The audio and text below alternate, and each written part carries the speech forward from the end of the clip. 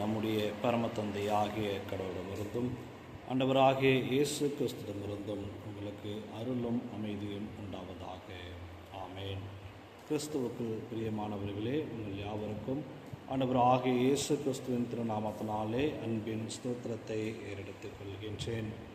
இந்த வலைதளத்தின் மூலமாக ஆண்டவரின் செய்தியை பகிர்ந்து கொள்வதில் மிக்க மகிழ்ச்சி அடைகிறேன். இந்த வாய்ப்பை கொடுத்த கடவுளுக்கு நான் முதலாவதாக நன்றியை எடுக்கின்றேன். அது மட்டுமில்லாமல் மறைதிரு ஜோஷ்வா நிமலன் ஐயா அவர்களுக்கும் என்னுடைய நன்றியை நான் தெரிவித்துக் கொள்கின்றேன். இன்றைய நாளில் தியானத்திற்கென்று நான் எடுத்துக்கொண்ட வசனம் தூய மார்க் எழுதின சுவிசேஷம் 14ஆம் அதிகாரம் 38ஆம் வசனம். நீங்கள் சோதனைக்கு உட்படாதபடிக்கு விழித்திருந்து ஜெபம் பண்ணுங்கள். ஆவி உற்சாகம் உள்ளதுதான், மாம்சமோ பலவீனம் உள்ளது என்றார் என்பதுவே. நாம் ஆண்டவரை நோக்கி ஜெபம் செய்வோம். கிருபையும் இரக்கமும் நிறைந்த எங்கள் அன்பின் பரலோக பிதாவே, ஆண்டவரே, இன்றைய நாளில் தியானத்திலே நாங்கள் மோடு இணைந்தவர்களாக உம்முடைய வார்த்தை எங்களுடைய இருதயத்தில் இருந்து நாங்கள் எங்களுடைய வாழ்க்கையிலே அதை செயல்களின் மூலமாக வெளிப்படக்கூடிய ஒரு விசுவாசத்தின் வாழ்க்கையை வாழ ஆண்டவர் நீர் உம்முடைய ஆவின் அபிஷேகத்தால் எங்களை நிரப்பி எங்களை தூண்ட வேண்டுமா நாங்கள் செபிக்கிறோம். ஆண்டவரே, இந்த தவக்காலத்திலே இந்த பாடுகளின் நாட்களிலே கிறிஸ்து எங்களுக்காக பாடுபட்டார், கிறிஸ்து எங்களை மீட்பதற்காக தன்னுடைய உயிரையே அவர் கொடுத்தார் என்று சொல்லி நாங்கள் சிந்திக்கின்ற ஒவ்வொரு நாளும் கர்த்தரோடு நாங்கள் இணைந்திருக்கின்றவர்களாக, கர்த்தரோடு நாங்கள் ஐக்கியப்பட்டவர்களாக, கிறிஸ்துவோடு எங்களுடைய வாழ்க்கையை அர்ப்பணிக்கப்பட்டவர்களாக நாங்கள் வாழ ஆண்டவர் நீர் உம்முடைய கிருபையினாலே எங்களுக்கு இறங்கி உம்முடைய பரிசுத்த ஆவின் அபிஷேகத்தால் எங்களை நிரப்பி எங்களை வழிநடத்த வேண்டுமா இறைமகன் இயேசு கிறிஸ்து வழியாக நாங்கள் வேண்டிக் கொள்ளுகிறோம். ஜெபங்கள் நல்ல பிதாவே, ஆமேன்.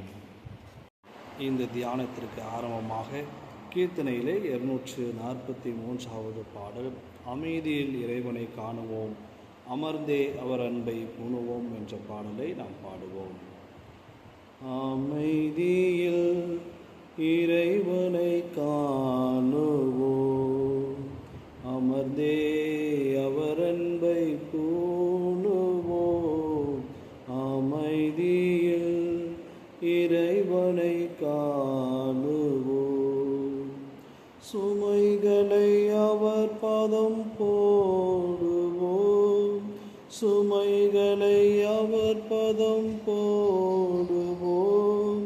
சோர்வுகள் நீங்கியே வாழுவோம், சோர்வுகள் நீங்கியே வாழுவோம்.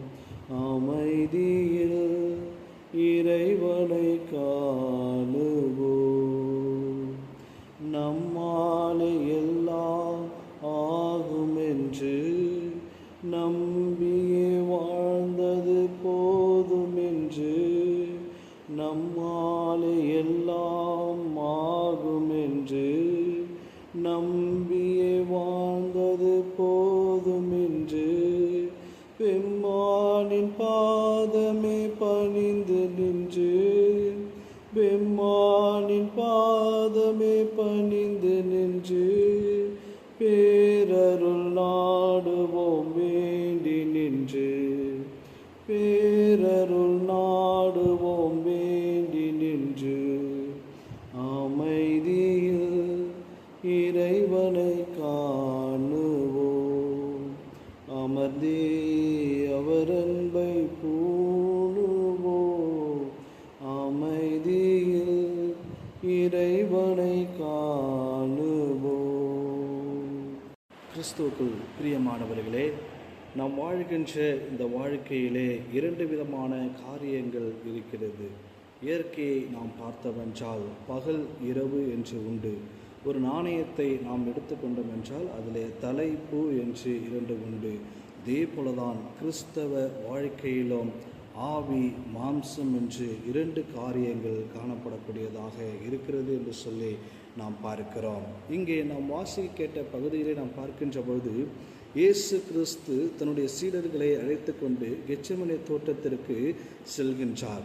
அங்கே முதன்மையான சீடர்களாக கருதப்படுகின்ற பேதுரு, யாக்கோபு, யோவான் ஆகிய மூவரையும் அழைத்து கொண்டு செல்கின்ற பொழுது அவர்களிடத்தில் ஒன்றை சொல்லுகின்றார். நீங்கள் இங்கே இருந்து விழித்திருந்து நீங்கள் ஜெபம் பண்ணுங்கள் என்று ஆண்டவர் சொல்லுகிறதை நாம் பார்க்கின்றோம்.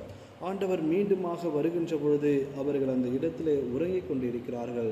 அப்பொழுது ஆண்டவர் சொல்லுகின்றார், 1 மணி நேரமாவது நீங்கள் விழித்திருந்து ஜெபம் பண்ணக்கூடாதா என்று சொல்லி அங்கே அவர்களை பார்த்து கேட்கிறதை நாம் பார்க்கிறோம். அன்பானவர்களே, இந்த இடத்திலே ஆவி உற்சாகம் உள்ளதுதான், மாம்சமோ பலவீனமானது என்று ஆண்டவர் கூறுவதை நாம் பார்க்கின்றோம். இன்றைக்கு கிறிஸ்தவ வாழ்க்கையிலே நம்முடைய ஆவி எப்படிப்பட்டதாக இருக்கிறது? நம்முடைய மாம்சத்தின் ரீதியாக நாம் செயல்பட்டு கொண்டிருக்கிறோமா என்று சொல்லி இன்றைய நாளிலே நாம் சிந்திக்க அழைக்கப்பட்டிருக்கின்றோம். அன்பானவர்களே, இயேசு கிறிஸ்துவானவர் தன் தந்தையின் திருவுளம்படி தன்னை ஒப்பு கொடுப்பதற்காக அங்கே தன்னை அர்ப்பணிக்கின்ற ஒரு நிகழ்வை நாம் பார்க்கின்றோம். ஆனாலும் அந்த சோதனையின் மத்தியிலும் அவருடைய சீடர்கள் அங்கே உறங்கிக் கொண்டு இருக்கிறதை நாம் பார்க்கிறோம். அன்பானவர்களே, ஒரு மரம் வேரூன்றி காணப்பட வேண்டும் என்றால் அதன் வேர்கள் பூமியிலே ஆழமாக செலுத்தப்பட வேண்டும். அதே போல நம்முடைய வாழ்க்கையிலே மாம்ச ரீதியாக வருகின்ற சோதனைகளை நாம் ஜெயம் கொள்ள வேண்டும் என்றால் நாம் கர்த்தரோடு வேரூன்றியவர்களாக நிலைத்திருக்கின்றவர்களாக நாம் காணப்பட அழைக்கப்பட்டிருக்கின்றோம். அன்பானவர்களே, இன்றைய நாளிலே நாம் வேதாகமத்திலிருந்து 2 நபர்களை குறித்து நாம் பார்க்கலாம். தாவீதை குறித்து நாம் பார்க்கலாம். தாவீது சாமுவேல் என்கின்ற ஒரு தீர்க்கதரிசியினால் அபிஷேகம் செய்யப்படுகின்ற பொழுது தாவீதுக்கு ஆவியானவர் இறங்கினார் என்று சொல்லி 1 சாமுவேல் 16ஆம் அதிகாரம் 13ஆம் வசனத்தில் நாம் பார்க்கின்றோம். அவர் ஆவியானவரை பெற்றுக்கொண்டார். ஆனால் அதே தாவீது தன்னுடைய மனதின் ஆசையினால் ஏற்பட்ட மாம்ச இச்சையினால் அங்கே தன்னுடைய பணியாளனாக இருக்கின்ற படைவீரனாக இருக்கின்ற உரியாவின் மனைவியை அவர் இச்சித்து கொள்கிறதை நாம் பார்க்கின்றோம். ஆவியை பெற்றுக்கொண்ட தாவீது ஆவியிலே நிலைத்திருக்காமல் அங்கே தன்னுடைய மாம்ச இச்சையின் ரீதியாக கடவுளுக்கு விரோதமாக அவர் பாவம் செய்கிறதை நாம் பார்க்கிறோம். கடவுள் கொடுத்த கட்டளையை அவர் மீறி செல்கிறதை நாம் பார்க்கின்றோம். கடவுளுக்கு எதிராக தன்னுடைய மாம்சத்தின் ரீதியாக ஏற்பட்ட இச்சையினாலே அங்கே கடவுளுக்கு எதிராக தீயவராக அங்கே தாவீது காணப்படுகிறதை நாம் பார்க்கின்றோம். அன்பானவர்களே, ஆவியிலே நிலைத்திருக்க முடியாமல் தன்னுடைய மாம்சத்தின் ரீதியாக செய்த தவறின் நிமித்தமாக கடவுளை விட்டு தீயவனாக தாவீது கருதப்படுகிறானாக நாம் பார்க்கின்றோம். அதே போல புதிய ஏற்பாட்டை நாம் பார்க்கின்ற பொழுது இயேசு கிறிஸ்து தன்னுடைய சீடர்களை பார்த்து கேட்கின்றார், என்னை யார் என்று நினைக்கிறார்கள் என்று கேட்கின்ற பொழுது அங்கே சொல்லப்படுகின்ற ஒரு வார்த்தை, உம்மை திருமுழுக்கு யோவானாக நினைக்கிறார்கள், எலியாவாக நினைக்கிறார்கள் என்று கூறுகின்றார்கள். ஆனால் பேதுரு மட்டும் அழகான ஒரு வார்த்தையை சொல்லுகின்றார், நீர் மெசியா வாழும் கடவுளின் மகன் என்கின்றார்.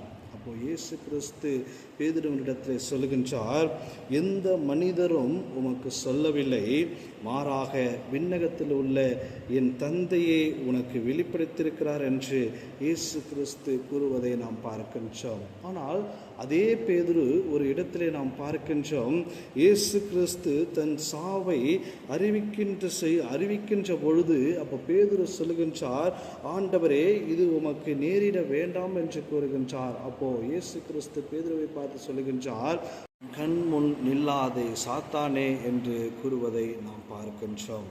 ஒரே மனிதராகிய பேதுரு ஆவியினால் பேசியதையும் மாம்சத்தினால் பேசியதையும் நாம் காண்கின்றோம். அன்பானவர்களே, மாம்சத்தின் ரீதியாக நாம் செயல்படுகின்ற பொழுது சாத்தானால் வழிநடத்தப்படுகிறோம் என்பதை தாவீதின் வாழ்க்கையிலும் பேதுருவின் வாழ்க்கையிலும் நாம் பார்க்கின்றோம். நாம் இன்னும் ஒரு உதாரணத்தை நாம் பார்க்கலாம். ஒரு சந்தியின் ஞாயிற்றுக்கிழமையிலே நாம் பார்க்கின்ற பொழுது அங்கே ஆதாம் ஏவாள் என்கின்ற நபர்களை குறித்து நாம் பார்ப்போம். அப்போது சாத்தான் சர்ப்பத்தின் மூலமாக அங்கே ஏவாளிடத்தில் வந்து இந்த கனியை புசிக்க வேண்டாம் என்று கடவுள் உன்னிடத்தில் சொன்னாரா என்று சொல்லுவதை நாம் பார்க்கின்றோம். அடுத்ததாக சொல்கிறது, இந்த கனியை நீங்கள் புசிக்கின்ற பொழுது உங்கள் கண்கள் திறக்கப்படும், நீங்கள் தேவனைப் போல ஒப்பாவீர்கள் என்று ஒரு ஆசையை தூண்டக்கூடியதாக அங்கே இருக்கிறது. ஆனால் கடவுள் முன்னமே சொல்லியிருக்கிறார், இந்த கனிகளை நீங்கள் புசிக்க வேண்டாம் என்று சொல்லியும் இங்கே மனதில் எழக்கூடிய ஆசை, மாம்சத்தின் இச்சையின் ரீதியாக அங்கே ஏவாள் அந்த கனியை புசிக்கிறார் என்று சொல்லி நாம் பார்க்கின்றோம். அன்பானவர்களே, இந்த இடத்திலே நாம் பார்க்கின்ற பொழுது மாம்சத்தின் ரீதியாக அங்கே செயல்படுகின்ற பொழுது கடவுளுக்கு விரோதமாக அங்கே கடவுளை விட்டு விலகி செல்லக்கூடியதாக பாவத்திலே விழுகின்ற ஒரு நிகழ்வை நாம் பார்க்கின்றோம். கிறிஸ்துவுக்குள் பிரியமானவர்களே, இன்றைக்கு நாம் மாம்சத்தில் நம்முடைய வாழ்க்கையிலே நிலைத்திருக்கின்றோமா அல்லது கிறிஸ்துவோடு ஆவியிலே நாம் நிலைத்திருக்கக்கூடியவர்களாக காணப்படுகிறோமா என்று சொல்லி இந்த தவ காலத்திலே நாம் கேள்வி கேட்டுக்கொண்டு வேண்டும். ஏனென்றால் இந்த தவ காலத்திலே நாம் ஆவியோடு ஆண்டவரோடு இணைந்திருக்கின்றவர்களாக, ஆண்டவரோடு ஐக்கியப்பட்டவர்களாக, ஆண்டவரோடு ஒன்றுபட்டவர்களாக, அவருடைய வார்த்தையை நம்முடைய இருதயத்தில் ஏற்றுக்கொண்டு நாம் நடக்கக்கூடியவர்களாக காணப்பட நம்மை மாற்றுருவாக்கம் செய்ய நாம் இன்றைய நாளிலே அழைக்கப்பட்டிருக்கின்றோம். அன்பானவர்களே, ஆனால் என்னுடைய வாழ்க்கை இப்படியாக வாழ்ந்தால் நான் சந்தோஷமாக இருப்பேன், இந்த உலக பிரகாரமான காரியங்கள் எனக்கு சந்தோஷத்தை தருகிறது, இந்த காரியங்கள் என்னுடைய வாழ்க்கையை மேம்படுத்துகிறது என்று சொல்லி நாம் மாம்சத்தின் ரீதியாக மாம்சத்தின் இச்சைக்குள்ளாக நாம் வருகின்ற பொழுது நாம் ஆவியானவரை இழந்து விட்டதாக, கடவுளை விட்டு பிரிந்துவிட்ட மக்களாக நாம் காணப்படக்கூடியவர்களாக இருக்கின்றோம். அதைத்தான் கலாத்தியர் 5ஆம் அதிகாரம் 24ஆம் வசனம் நமக்கு சொல்கிறது, கிறிஸ்துவின் உடையவர்கள் தங்கள் மாம்சத்தையும் அதன் இச்சைகளையும் சிலுவையில் அறைந்திருக்கிறார்கள் என்று நமக்கு சொல்லப்படுகிறது. அன்பானவர்களே, ஆண்டவராகிய இயேசு கிறிஸ்துவினாலே, அவருடைய இரத்தத்தினாலே நாம் ரட்சிப்பை பெற்றோம், அந்த இரத்தத்தின் மூலமாக நாம் மீட்பை பெற்றோம். அப்படி இருக்கின்ற பொழுது நம்முடைய மாம்சத்தின் இச்சைகள் அனைத்தும் ஆண்டவர் சிலுவையில் அறையப்படுகின்ற பொழுதே அறையப்பட்டு விட்டதாக இங்கே நமக்கு சொல்லப்படுகிறதை நாம் பார்க்கின்றோம். அன்பானவர்களே, கலாத்தியர் 5ஆம் அதிகாரம் 16ஆம் வசனம் நமக்கு இப்படியாக சொல்கிறது, பின்னும் நான் சொல்லுகிறது என்னவென்றால் ஆவிக்கேற்றபடி நடந்து கொள்ளுங்கள், அப்பொழுது மாம்ச இச்சையை நிறைவேற்றாதிருப்பீர்கள் என்று நமக்கு சொல்லப்படக்கூடியதாக இருக்கிறது. நாம் மாம்ச ரீதியாக இல்லாமல் ஆவிக்கேற்றபடி ஒரு வாழ்க்கையை நாம் வாழ முயற்சிக்கின்ற பொழுது சாத்தான் நமக்கு எதிராக நின்று நம்மை அவன் மாம்ச ரீதியாக வழிநடத்தக்கூடியவனாக இருக்கின்றான். அவன் அதற்காக முதலாவது நம்மிடத்தில் தேடக்கூடிய இடம் நம்முடைய இருதயமாக இருக்கிறது. அன்பானவர்களே, அந்த இருதயத்தின் மூலமாக அவர் ஒரு சிந்தனையை விதைக்கக்கூடியதாக, அந்த சிந்தனை நம்முடைய வாழ்க்கையிலே ஒரு பாவ செயலை செய்யக்கூடியதாக, என்னுடைய மாம்சத்தின் ரீதியாக அது செயல்பட்டு ஆவிக்கேற்றபடியான வாழ்க்கையை என்னிடத்தில் அகற்றக்கூடியதாக என்னுடைய இருதயத்திலிருந்து சாத்தான் செய்யக்கூடிய ஒரு சூழ்ச்சியை நாம் பார்க்கின்றோம். அப்படி கடவுளிடத்திலிருந்து பெற்றுக்கொண்ட அந்த ரட்சிப்பை நாம் மீறி செல்கின்ற பொழுது நாம் கடவுளுக்கு எதிராக துரோகம் செய்கின்ற விசுவாசிகளாக நாம் காணப்படுகிறோம் என்று சொல்லி வேதாகமம் நமக்கு சொல்கிறது. ஓசியா புஸ்தகம் 6ஆம் அதிகாரம் 7ஆம் வசனத்திலே நாம் பார்க்கின்ற பொழுது, அவர்களோ ஆதாமை போல் உடன்படிக்கையை மீறினார்கள், அங்கே எனக்கு நம்பிக்கை துரோகம் செய்தார்கள் என்று அங்கே கடவுள் சொல்வதை நாம் பார்க்கின்றோம். கிறிஸ்துவுக்குள் பிரியமானவர்களே, இன்றைய நாளிலே நம்முடைய வாழ்க்கையை ஆவிக்கேற்றபடி நாம் வாழாமல் மாம்சத்துக்கு ஏற்றபடி கடவுளுக்கு விரோதமாக நாம் வாழ்கின்ற பொழுது நாம் கடவுளுக்கு எதிராக துரோகத்தை இழைக்கின்றவர்களாக நாம் காணப்படுகின்றோம். அதே வேளையிலே நாம் மனம் மாறி ஆண்டவருக்குள்ளாக நாம் அர்ப்பணிக்கப்பட்டவர்களாக ஆவிக்கேற்றபடி வாழ்க்கையை வாழ நாம் அழைக்கப்படுகின்ற பொழுது ஆண்டவர் இப்படியான ஒரு ஆசீர்வாதத்தை நமக்கு தரக்கூடியவராக இருக்கின்றார். ஓசியா 14ஆம் அதிகாரம் 4ஆம் வசனத்தை நாம் பார்த்தோம் என்றால், என்றால், நான் அவர்கள் சீர்கேட்டை குணமாக்குவேன், அவர்களை மனப்பூர்வமாய் சிநேகிப்பேன், கோபம் அவர்களை விட்டு நீங்கிற்று என்று ஆண்டவர் சொல்லுகின்றார்.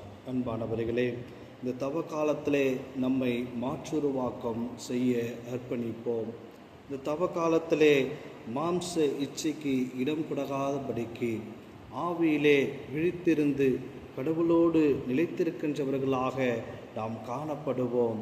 இந்த தவ காலத்திலே ஆண்டவர் சிலுவையில் அறையப்பட்ட போது நம்முடைய இச்சைகளையும் சேர்த்து அறைந்தார் என்று சொல்லி விசுவாசத்தோடு மாம்ச இச்சைகள் எல்லாவற்றையும் விட்டுவிட்டு நாம் ஆவியிலே நிலைத்திருக்கின்றவர்களாக, ஆவியிலே விழித்திருக்கின்றவர்களாக இந்த தவ காலத்திலே நம்மை அர்ப்பணிப்போம். இந்த தவ காலம் முழுவதுமாக ஆண்டவரோடு நாம் இணைந்திருக்கின்றவர்களாக, ஆண்டவரோடு நாம் இன்னும் வேரூன்றி காணப்பட்டவர்களாக நம்முடைய கிறிஸ்தவ வாழ்க்கையை அவருடைய பாதத்திலே ஒப்படைப்போம். அப்படிப்பட்ட வாழ்க்கையை வாழ பரிசுத்த ஆவியானவர் நம்மை ஆசீர்வதித்து காப்பாராக. ஆமேன்.